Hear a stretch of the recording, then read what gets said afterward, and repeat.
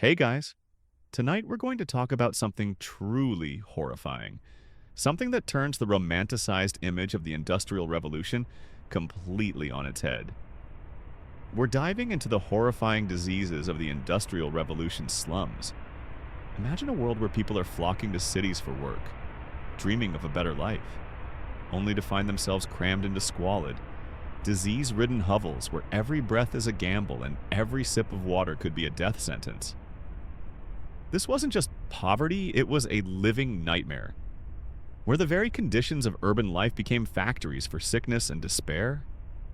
Honestly, if you were living in one of these slums, you probably wouldn't survive your first winter, let alone the rampant diseases.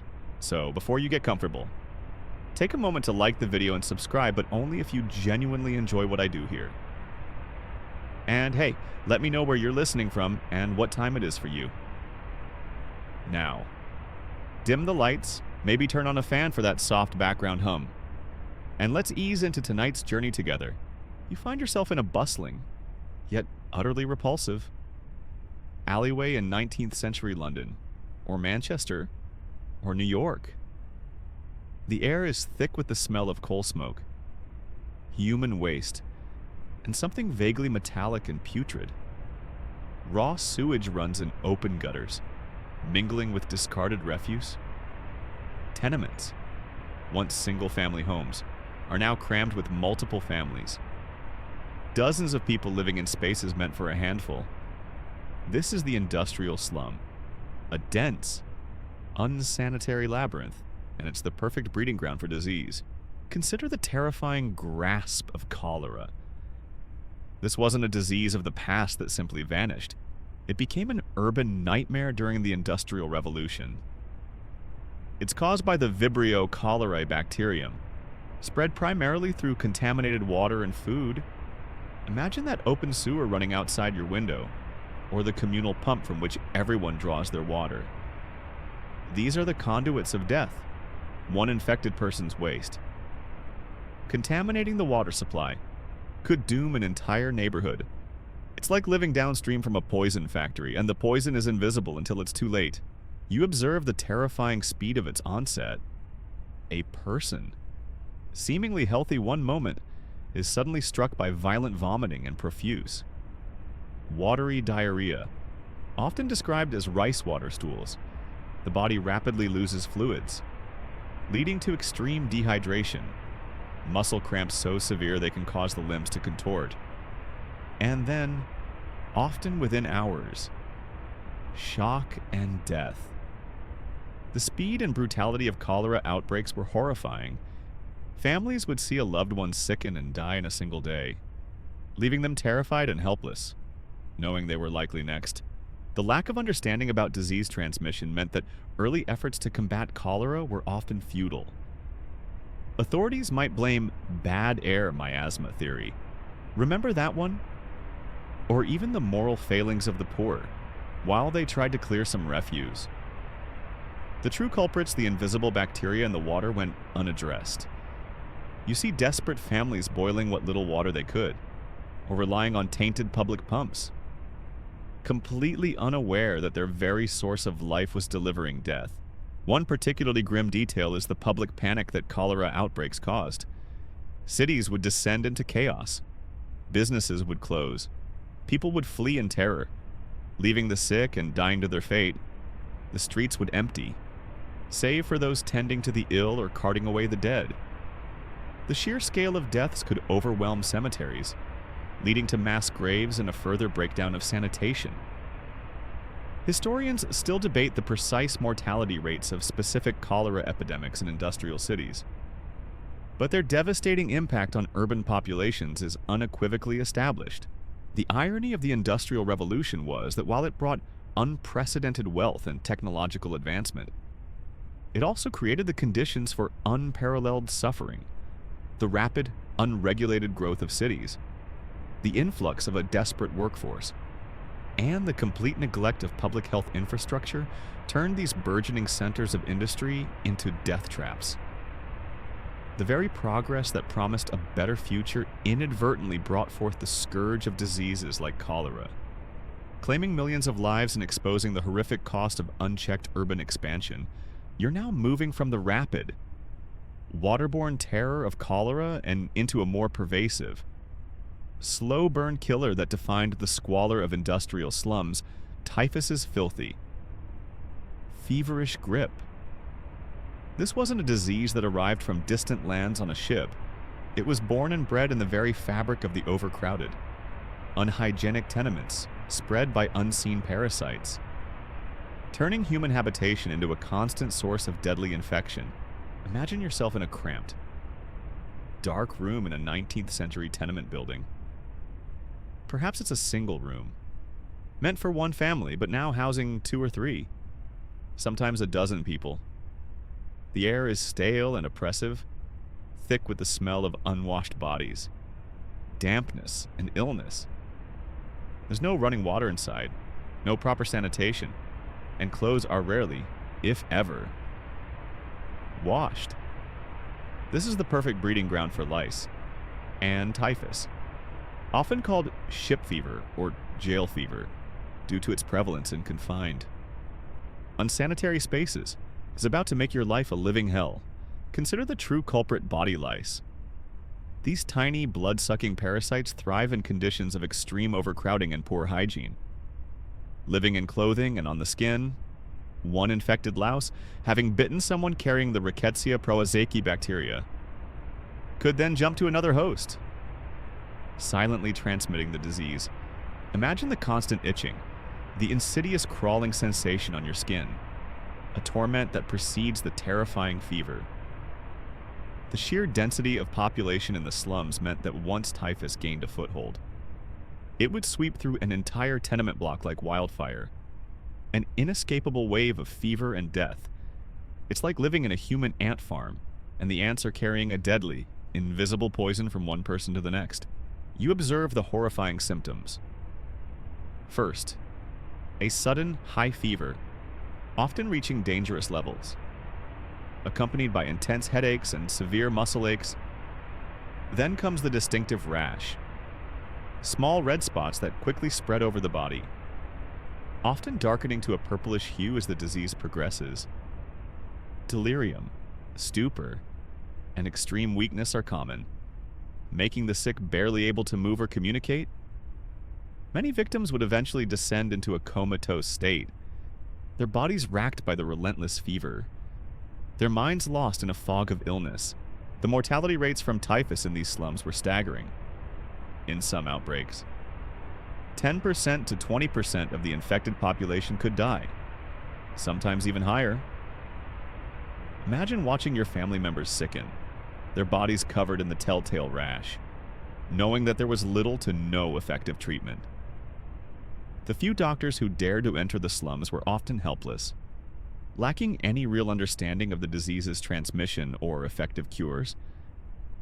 The impoverished living conditions meant that even if someone survived the initial bout of fever, they were often left weakened, making them susceptible to other illnesses or simply unable to work, plunging them deeper into destitution.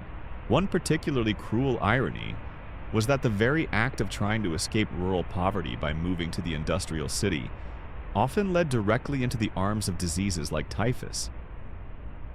The promise of factory work drew millions, but the reality was a living environment that actively cultivated sickness and death.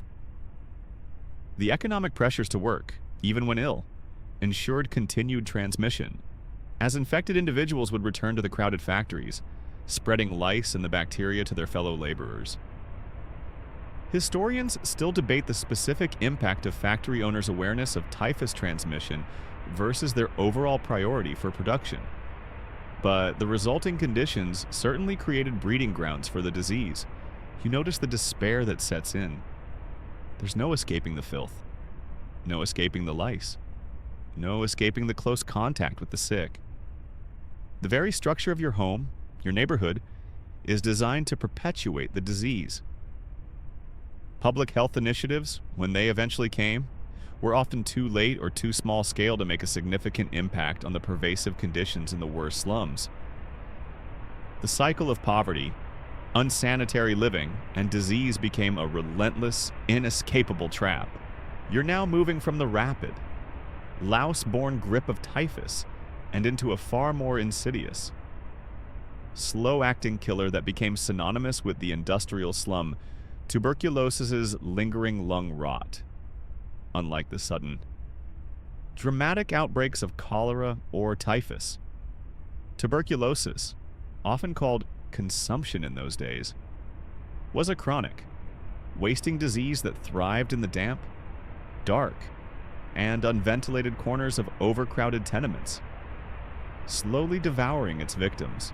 Imagine yourself in a grim, perpetually shadowed room in an industrial city. The air is always cool and damp, even in summer, and the only light filters in weakly from a grimy, small window. This single room is home to a family of 5, perhaps more, who work long hours in dusty factories. One person coughs, a persistent hacking cough that never quite goes away. This isn't just a cold, it's the insidious beginning of tuberculosis, the Mycobacterium tuberculosis bacteria, highly contagious through airborne droplets. Finds the perfect breeding ground in these conditions. It's like living in a dark, damp cave, and the air itself is slowly poisoning your lungs. Consider the living conditions. Tenements were often built back to back, with minimal ventilation, no proper airflow, and constant dampness due to poor construction and lack of drainage. Sunlight, a natural disinfectant, rarely penetrated the lower floors or inner rooms. People lived in incredibly close proximity, often sleeping 2 or 3 to a bed, or even sharing beds in shifts. This created an ideal environment for the airborne bacteria to circulate constantly, ensuring that if one person contracted the disease, it was almost guaranteed to spread through the entire household, and then to neighboring rooms and buildings. You observe the terrifying progression of consumption. It starts subtly: a persistent cough, unexplained fatigue, a low-grade fever, night sweats, and a gradual, debilitating weight loss.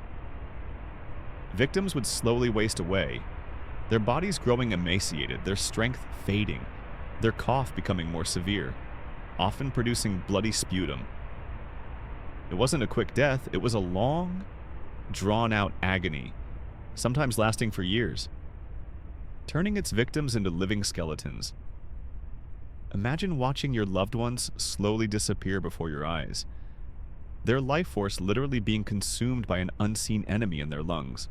The pervasive nature of tuberculosis meant that it was present in almost every family in the slums. If a family member wasn't actively dying, they were likely already infected, carrying the latent bacteria, waiting for malnutrition, overwork, or another illness to weaken their immune system and trigger active disease. It was an ever-present specter, a silent, relentless grinder of human life. The sheer ubiquity of the disease contributed to the general air of despair and resignation in these communities. One particularly cruel irony was that the very economic activities driving the Industrial Revolution exacerbated the disease. Factory workers, particularly in dusty trades like textiles, mining, or pottery, inhaled lung-damaging particles that made them even more susceptible to tuberculosis. The long hours, poor nutrition, and physically demanding labor weakened their bodies, turning them into easy targets for the relentless bacteria. The promise of work often led to a slow death in the squalor of the slum. Historians still debate the specific causal links between various industrial occupations and increased tuberculosis rates, but the correlation between dusty trades and lung disease is well established. You notice the lack of effective treatment. Before antibiotics, there was no cure for tuberculosis. Doctors, if consulted, might recommend fresh air and better nutrition. Luxuries entirely out of reach for slum dwellers, sanatoriums, offering rest and clean air, were primarily for the wealthy, for the poor. The disease was a death sentence, endured at home, spreading inevitably to their families in the cramped, airless rooms. The only treatment was often resignation and a slow decline. You're now moving from the slow, wasting horror of tuberculosis and into a more immediate, scar-leaving menace that ravaged the dense populations of industrial slums, smallpox's urban spread of scars. While some might associate smallpox with ancient times, it remained a terrifying and highly contagious killer throughout the Industrial Revolution. Thriving in overcrowded cities where basic public health measures like widespread vaccination were either absent or met with resistance, imagine yourself in a tenement, perhaps in 18th century London or 19th century New York. The news spreads like wildfire. Smallpox is in the neighborhood. You hear stories of its symptoms: a high fever, agonizing backache, and then the dreaded rash, starting as red spots that quickly turn into fluid-filled blisters. These blisters eventually become pustules, covering the entire body, including the face. The disease transforms victims into grotesque, swollen figures, often leaving deep, disfiguring scars, pockmarks on the faces of those who survive. For those living in the slums, where clean bedding and isolation were luxuries, the fear of smallpox was constant and visceral. It's like a biological terror attack that paints its victims with a permanent, horrifying signature. Consider the terrifying efficiency of its spread in overcrowded slums. Smallpox is highly contagious, spread by airborne droplets from coughing or sneezing, and also through direct contact with infected individuals or contaminated bedding and clothing. In tenements where multiple families shared single rooms, where ventilation was non-existent, and where people slept side by side, the virus found perfect conditions to proliferate. One infected person entering a slum could rapidly become the source of an explosion of cases. Moving from one household to the next with relentless speed, the sheer density of population in these urban environments was a biological superhighway for the variola virus. You observe the horrifying mortality rates. Smallpox could kill 30% or more of its victims, particularly young children, in the unsanitary and malnourished conditions of the slums, where people's immune systems were already compromised by other diseases. The death toll was often higher. Imagine watching parents desperately trying to save their children, their little bodies covered in lesions, their fevers raging, knowing that most would not survive. And for those who did, the disfiguring scars served as a lifelong reminder of their ordeal, sometimes affecting their ability to find work or their social standing. One particularly cruel irony was the lack of widespread vaccination.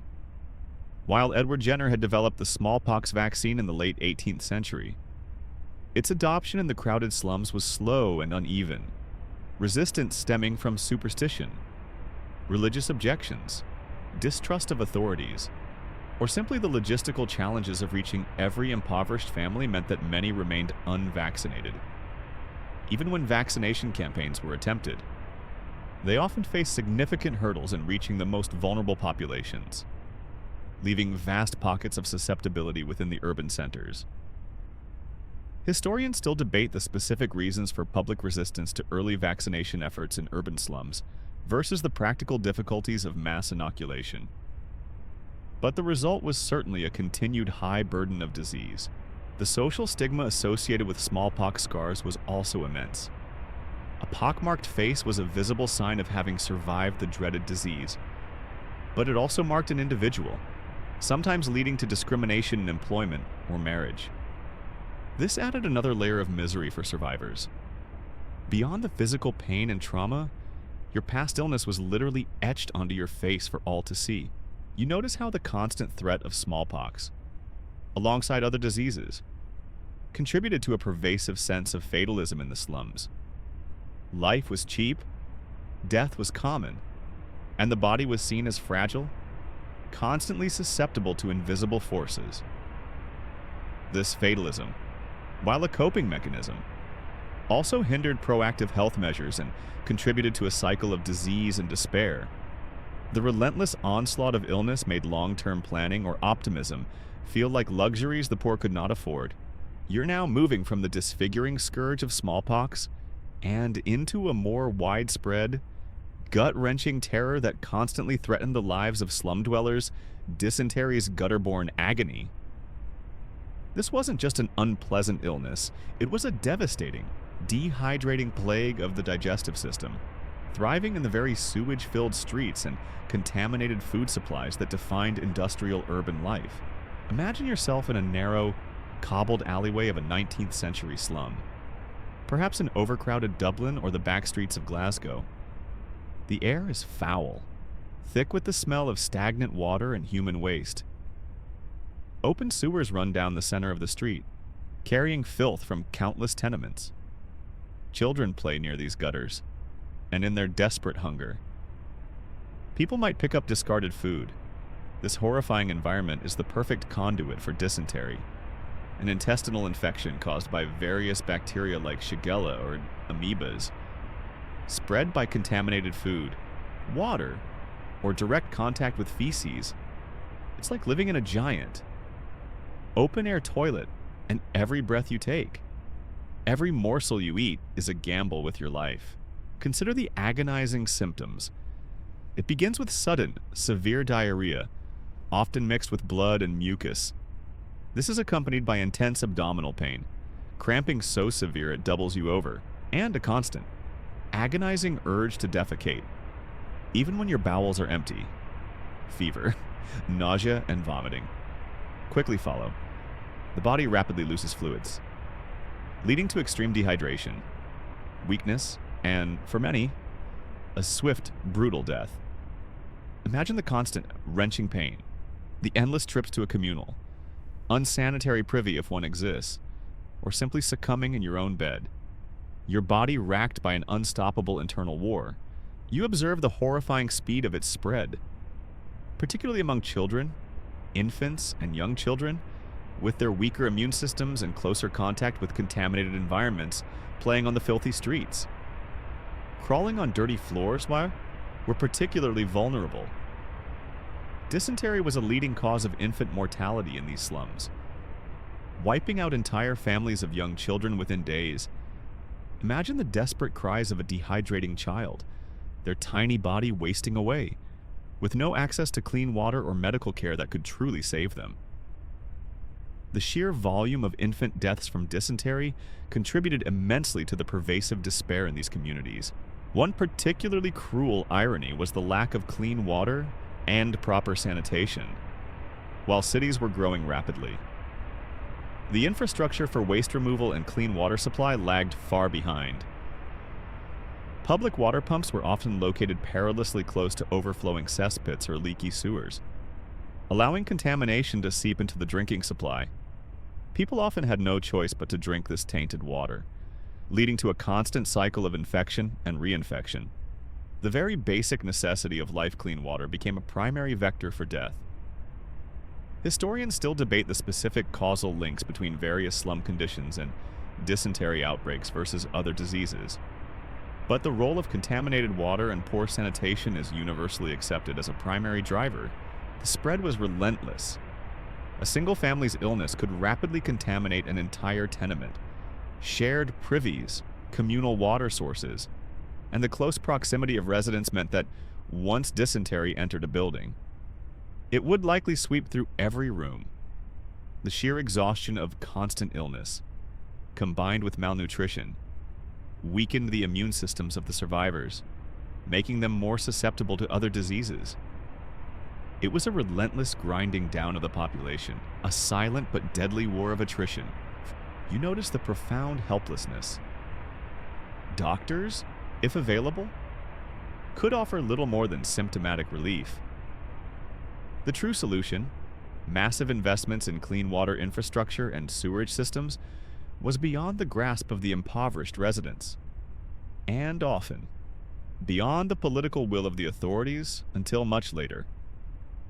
For generations, dysentery remained a terrifying, inescapable reality of life in the industrial slums, a constant reminder of the horrific cost of unchecked urban growth and neglected public health. You're now moving from the gut-wrenching agony of dysentery and into a less dramatic, but equally pervasive and deeply debilitating misery that plagued the Industrial Revolution's slums rickets and scurvy's silent sickness.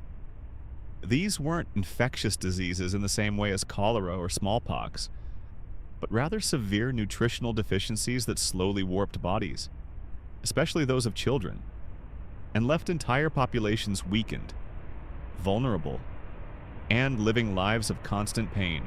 Imagine yourself as a child in a sunless alleyway, deep within the labyrinthine tenements of a 19th century industrial city. The air is perpetually dim, even at noon, blocked by towering, soot-stained buildings.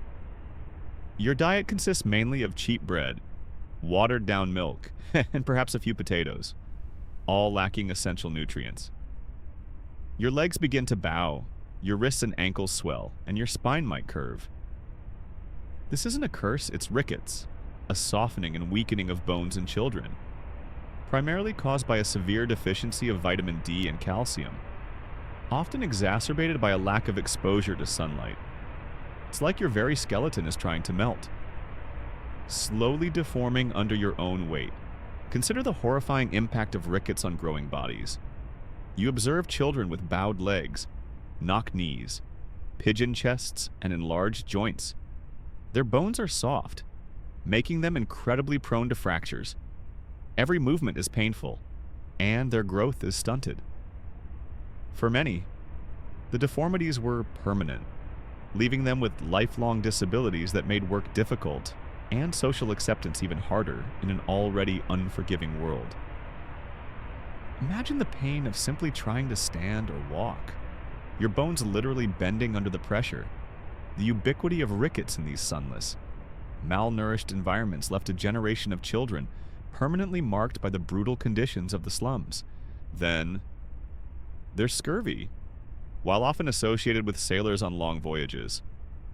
Scurvy was also surprisingly common in the industrial slums, particularly during times of food scarcity or reliance on highly processed, nutrient-deprived diets. This disease is caused by a severe lack of vitamin C. You might see adults and children with swollen, bleeding gums, loose teeth, and dark, purplish spots on their skin where blood vessels have ruptured. Old wounds might reopen, and new ones refuse to heal. The body feels weak, fatigued, and prone to illness. It's like your internal glue is dissolving, and everything that's supposed to hold you together is slowly falling apart. One particularly cruel irony was that these deficiency diseases were often misunderstood or simply seen as inevitable consequences of poverty. Doctors might attribute the symptoms to general debility or other vague ailments, without understanding the fundamental nutritional causes. The solutions: fresh fruit, vegetables, sunlight, and fortified foods were entirely out of reach for the vast majority of slum dwellers, whose meager wages barely covered the cheapest, most filling, but least nutritious sustenance. Historians still debate the specific dietary deficiencies most prevalent in various industrial slums, but the widespread presence of rickets and scurvy is a well-documented indicator of systemic malnutrition. You notice the cyclical nature of suffering. A child with rickets is more susceptible to respiratory infections like tuberculosis because their chest cavity is deformed. Someone with scurvy has a compromised immune system, making them more vulnerable to cholera or typhus. These deficiency diseases didn't just cause suffering in themselves, they acted as terrifying amplifiers for infectious diseases, turning minor illnesses into fatal battles. The silent sickness of malnutrition created a vulnerable population, ready prey for the more dramatic killers. The very landscape of the slums contributed to the problem. The dense packing of buildings, the narrow streets, and the perpetual smog from factories blocked out precious sunlight, preventing the skin from synthesizing vitamin D. The lack of green spaces meant no fresh produce grown locally. This environmental deprivation, coupled with economic hardship, created a perfect storm for these debilitating yet preventable conditions to thrive. The physical environment itself became an active participant in human suffering, slowly deforming bodies and sapping vitality. You're now moving from the slow, debilitating torment of deficiency diseases and into the most heartbreaking and pervasive tragedy of the Industrial Revolution's slums: infant mortality's devastating toll. This wasn't a single disease, but a grim, silent genocide, a relentless culling of the youngest and most vulnerable, driven by a brutal confluence of disease, malnutrition, and utter neglect, leaving a profound scar on every family. Imagine yourself in a cramped, unventilated room, perhaps in Manchester in the 1840s. A mother, exhausted and malnourished, cradles her infant. The baby is thin, weak, and constantly sick. You hear its shallow, ragged breathing, or perhaps it's persistent. Weak cry. This isn't an isolated case, it's a universal tragedy in some industrial slum areas. Half of all children died before their 5th birthday, sometimes even before their 1st. This wasn't a rare occurrence, it was a devastating, heartbreaking reality that permeated every household, making childhood a terrifying gamble. It's like rolling a dice, but the odds are stacked so heavily against innocence that it almost feels predetermined. Consider the multitude of factors contributing to this horror. First, disease was rampant: dysentery, cholera, smallpox, measles, whooping cough. These highly contagious illnesses swept through overcrowded tenements, finding easy victims in infants with underdeveloped immune systems. Imagine a baby, already weakened by poor nutrition, suddenly contracting cholera. Dehydration would claim its tiny life in a matter of hours. The sheer density of population, the lack of proper sanitation, and the constant presence of pathogens meant that infants were born into a biological minefield. You observe the profound impact of malnutrition.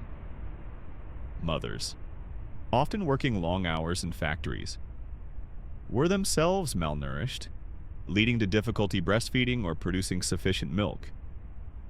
If they couldn't breastfeed, infants were often given cow's milk, which, without refrigeration or pasteurization, was frequently contaminated.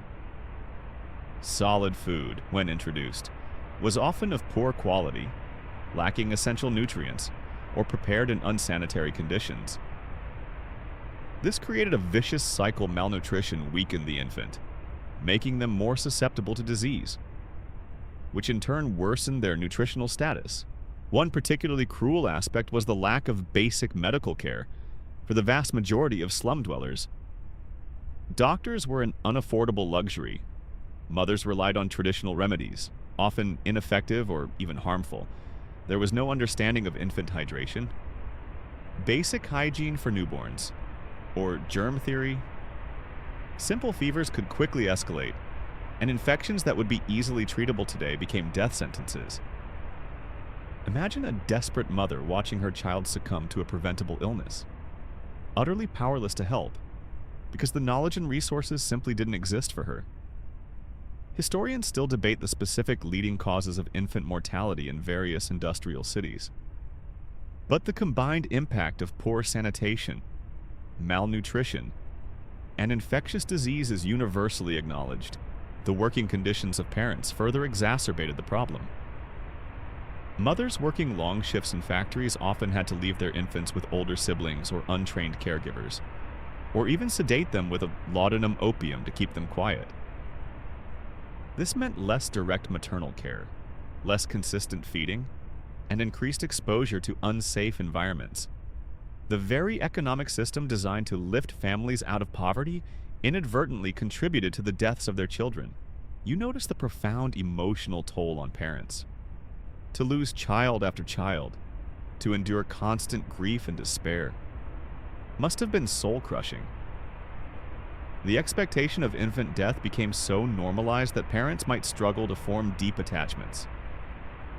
A tragic psychological defense mechanism against inevitable loss. Yet, the pain was always real, buried deep beneath a facade of stoicism. The constant presence of death for the youngest members of society was a relentless reminder of the brutal precariousness of life in the slums. You're now moving from the specific miseries of infant mortality and into a more generalized, yet equally relentless health crisis that swept through the Industrial Revolution slums. The endless cycle of fever beyond the well-known scourges. A host of less specifically defined fevers: influenza, scarlet fever, relapsing fever, and countless others constantly circulated, relentlessly debilitating and claiming lives in overcrowded tenements, often baffling physicians and compounding the suffering. Imagine yourself in a cramped, stuffy room in a 19th century slum.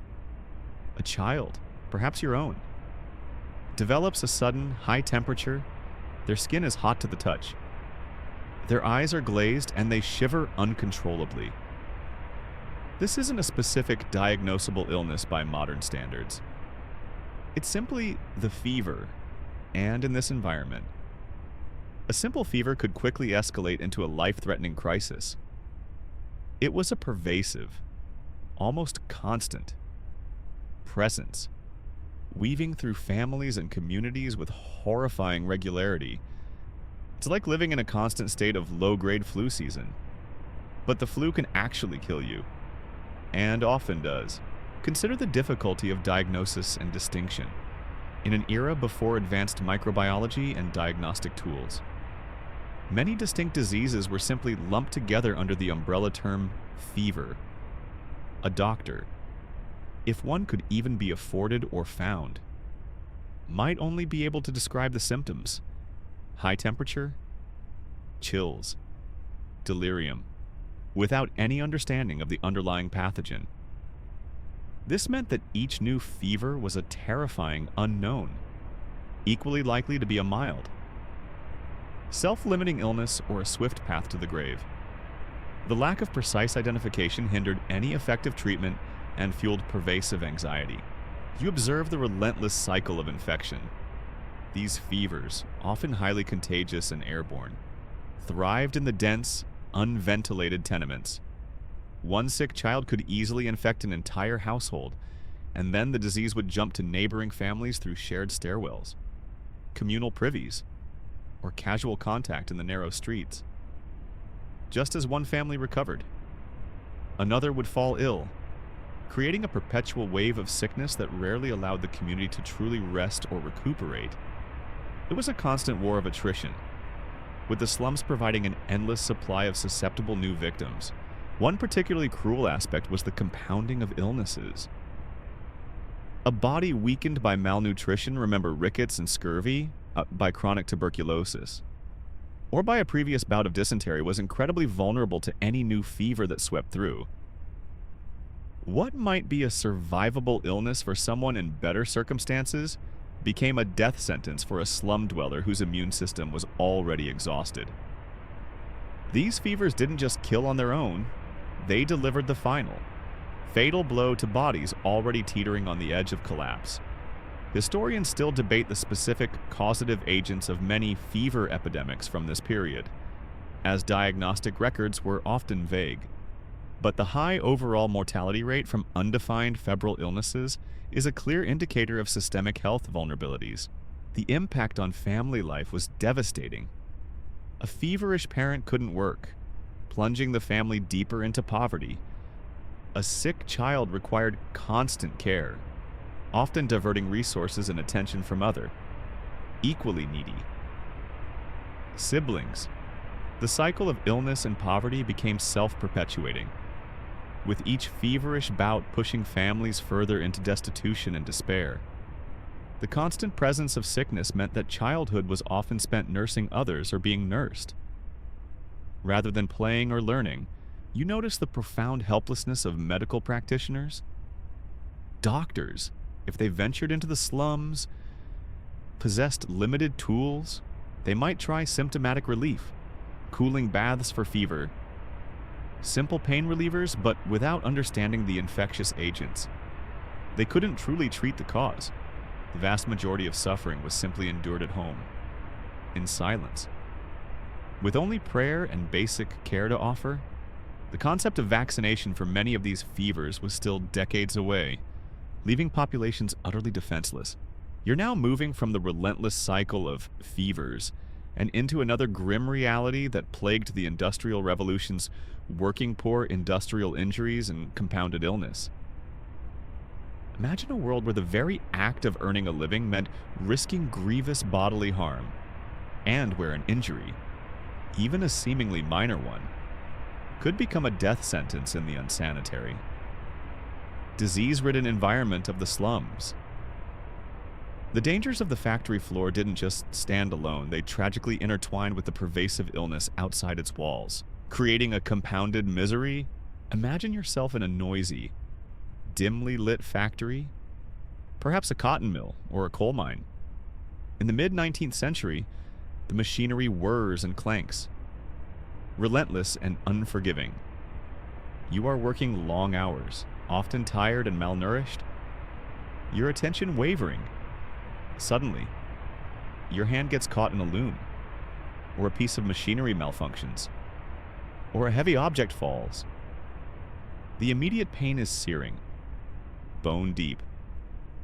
This isn't just an accident, it's a catastrophic event that thrusts you from the dangers of labor into the even more terrifying dangers of the slums' health landscape. It's like escaping one death trap, only to fall into another, even more insidious one. Consider the nature of the injuries. Factory work was inherently dangerous. You observe workers with crushed hands, mangled limbs caught in unguarded machinery, lacerations from sharp tools, and severe burns from steam or hot materials. Miners faced cave-ins, explosions, and chronic lung diseases from inhaling dust. These weren't minor scrapes, they were often traumatic. Open wounds, sometimes involving exposed bone or severe tissue damage. The immediate pain and shock were profound, but the true danger often lay in what came next. You then return to your cramped, unsanitary tenement room, or perhaps a rudimentary, overcrowded infirmary. This is where the injury's real battle begins. The open wound, exposed to the teeming bacteria in the filthy air, on unwashed bandages if any were available, and from the unhygienic hands of those trying to help, quickly becomes infected. You see the wound turning red, swollen, oozing pus, and radiating heat. Fever sets in, chills rack your body, and the pain intensifies, far beyond the initial trauma. This isn't just a physical injury, it's an invitation for a deadly internal war, where the invading bacteria find no resistance in your already weakened body. One particularly cruel irony was the compounding effect of pre-existing illness. A worker already suffering from chronic tuberculosis, or weakened by repeated bouts of dysentery, or malnourished from scurvy and rickets, had a severely compromised immune system. An injury that a healthy individual might have survived relatively easily became a death sentence for someone whose body was already fighting a losing battle against other diseases. The physical trauma didn't just stand alone. It combined with the pervasive illnesses of the slums to create a lethal synergy. Historians still debate the specific percentage of industrial injury deaths directly attributable to subsequent infection versus immediate trauma. But infection was undoubtedly a leading cause of mortality following accidents. The lack of effective medical care further sealed their grim fate. Doctors, if available, had no antibiotics to fight the raging infections. Amputations, as we've discussed, were brutal and often led to fatal complications for the vast majority of injured workers in the slums. Treatment consisted of crude bandaging, often with unsterile rags, and a desperate hope for the best. Pain relief was minimal. They were left to suffer in their squalid rooms, their bodies slowly succumbing to the invading pathogens. You notice the profound economic impact. An injured worker, unable to toil in the factory, meant no income for the family. This pushed already impoverished households into deeper destitution, often forcing women and children into even more dangerous forms of labor to survive. The injured worker became a burden, a reminder of the fragility of life and the brutal cost of industrial progress. The grim reality was that a factory job didn't just risk your life, it risked the very survival of your entire family.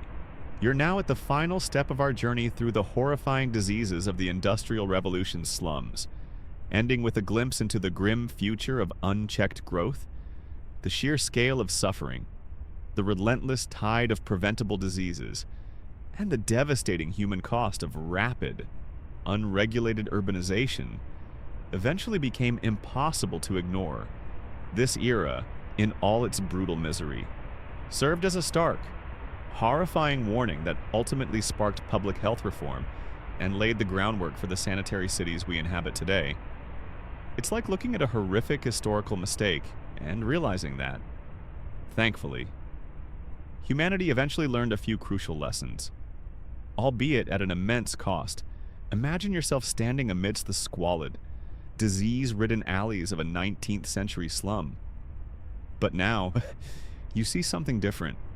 You see investigators, often social reformers, philanthropists, and early public health pioneers, meticulously documenting the horrors. Figures like Edwin Chadwick in England, with his influential report on the sanitary condition of the laboring population, brought the grim statistics of slum mortality to the attention of lawmakers and the public. You see detailed maps, like Jon Snow's famous cholera map of London, tracing the spread of disease directly to contaminated water pumps, finally challenging the long-held miasma theory. This isn't just observation, it's the dawning of a scientific understanding, proving, with grim data, that environment and public health were inextricably linked. Consider the overwhelming evidence, the shocking rates of infant mortality, the widespread deformities from rickets, the rampant deaths from cholera and typhus. These weren't just isolated tragedies, they were systemic failures. The sheer volume of death, particularly among the working class, began to pose not just a moral crisis, but a practical one. Who would staff the factories if the population was constantly dying off? Who would fight the nation's wars? The economic and social stability of the burgeoning industrial nations was genuinely threatened by the horrifying conditions in their own cities. It's like realizing that if you don't fix the sewage system, your entire city will eventually just float away in a sea of disease. You observe the slow, often resisted, implementation of public health reforms. The call for change was not immediate or universally welcomed. Powerful factory owners and landlords often resisted, viewing sanitation improvements as an unnecessary expense that would cut into their profits. There were debates over individual liberty versus state intervention, with many arguing that poverty and disease were a result of personal failings, not environmental conditions. But the evidence and the relentless march of disease eventually forced the issue. One particularly significant development was the push for clean water and sewerage systems. The understanding, however gradual, that waterborne diseases like cholera and dysentery were linked to contaminated drinking supplies led to monumental engineering projects.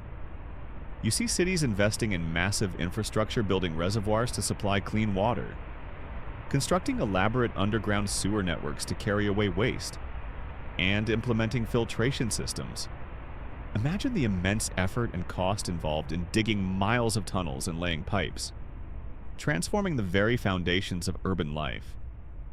This was a direct, long-term response to the horrors witnessed in the slums, a physical commitment to preventing future epidemics.